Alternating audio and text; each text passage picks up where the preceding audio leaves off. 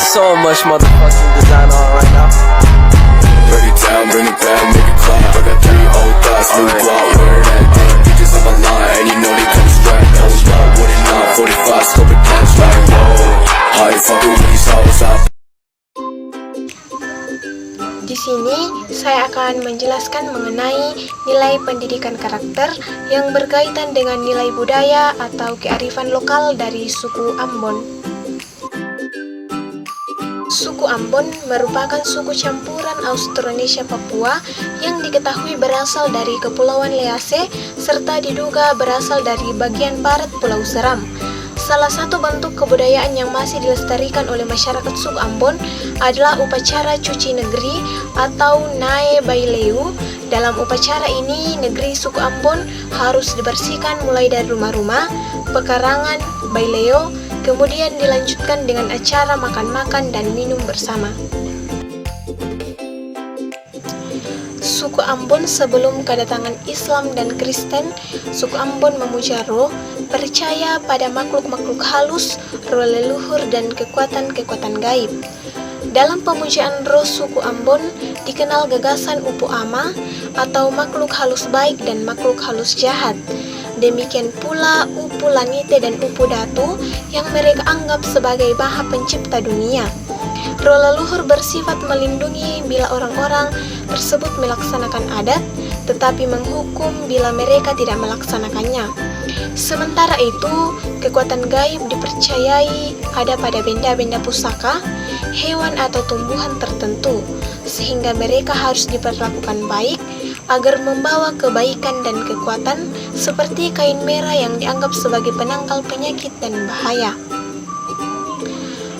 Bukti arkeologi pun menunjukkan gua-gua beserta lukisannya yang tersebar di seluruh penjuru Maluku, khususnya Seram, yang melukiskan tangan, manusia, hewan, dan perahu, dipercayai bersangkutan dengan kematian. Hingga kini gua-gua tersebut masih dianggap keramat oleh orang-orang sehingga tidak boleh dimasuki sebelum diadakan upacara. Kepercayaan seperti inilah yang melahirkan upacara-upacara adat yang masih dilaksanakan hingga kini. Sekarang, orang Ambon sudah memeluk agama Islam dan Kristen.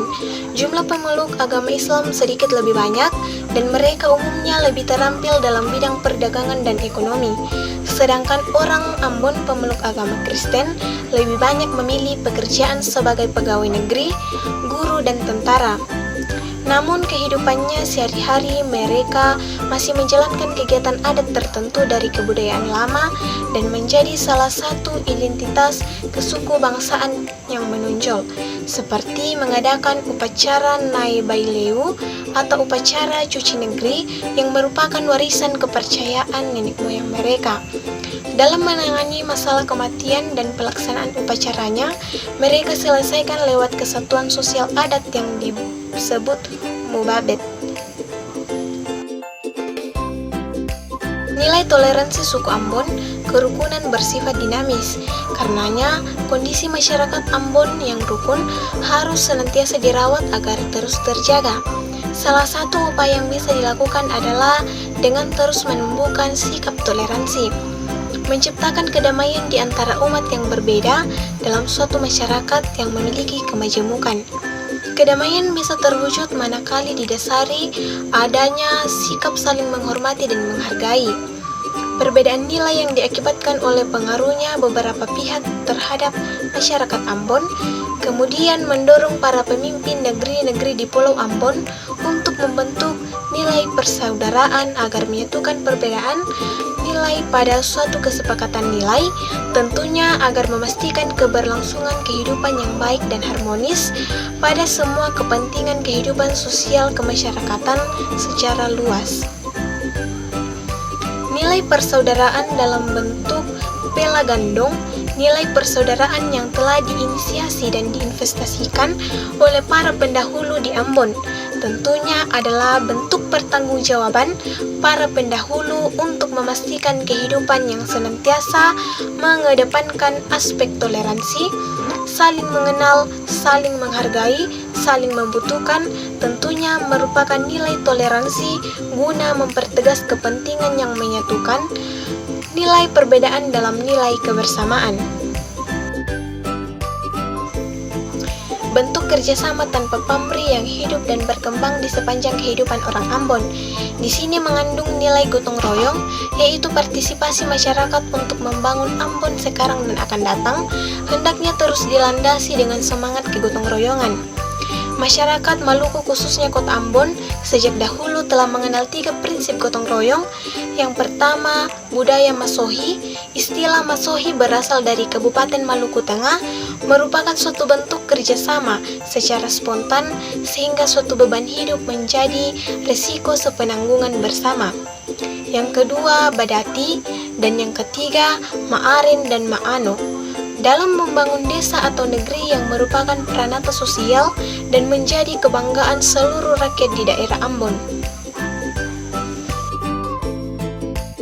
Suku Ambon menentukan kekerabatannya berdasarkan garis keturunan ayah dan menetap di lingkungan pihak ayah setelah menikah.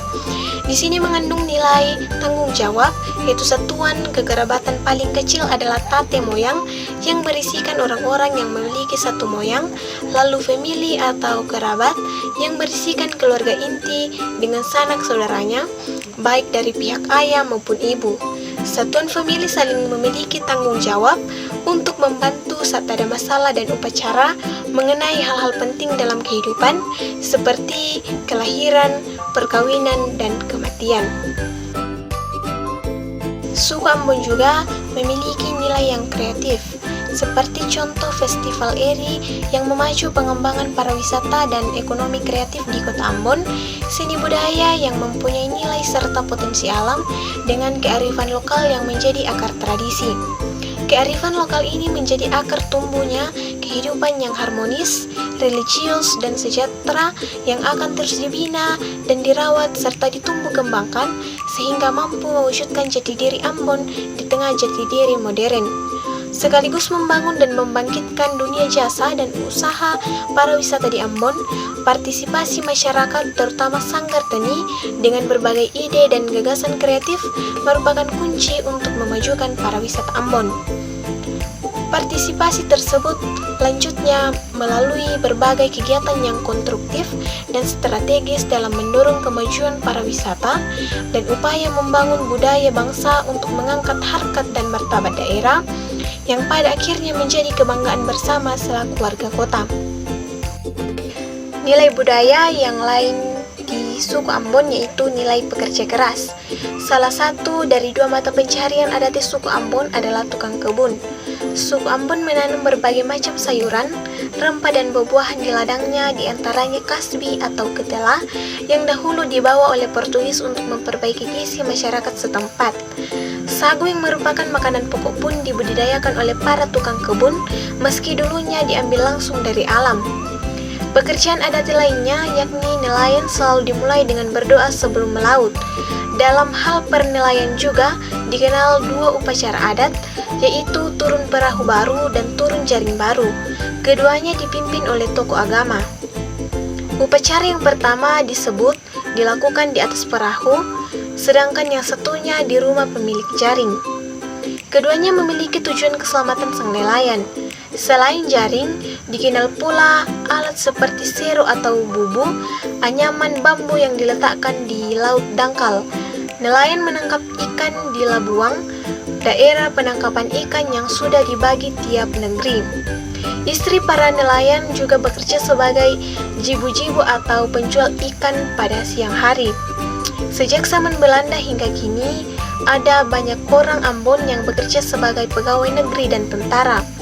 Hal ini dilatar belakangi oleh perlakuan khusus oleh pihak Belanda, yakni jalan masuk terhadap sarana pendidikan yang resmi yang sudah suku Ambon dapatkan sadari zaman penjajahan.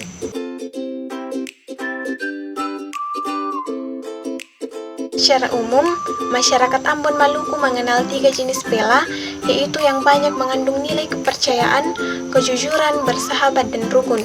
Yang pertama, bela keras. Bela keras selalu dibentuk dengan mengambil sumpah persaudaraan melalui minum darah dari pemimpin-pemimpin negeri yang turut serta dalam upacara itu. Kedua belah pihak menjadi saudara-saudara dan diharuskan saling membantu seolah-olah mereka hadir dari ibu yang sama. Bela keras adalah pantang atau tabu mengotori darah yang mengatur hubungan-hubungan di antara para mitra sehingga muncul kekuatan luar biasa yang membawa penyelesaian terhadap sebuah persoalan. Yang kedua, bela tempat siri yang memiliki arti membangun sebuah persahabatan antara beberapa negeri dan komunitas.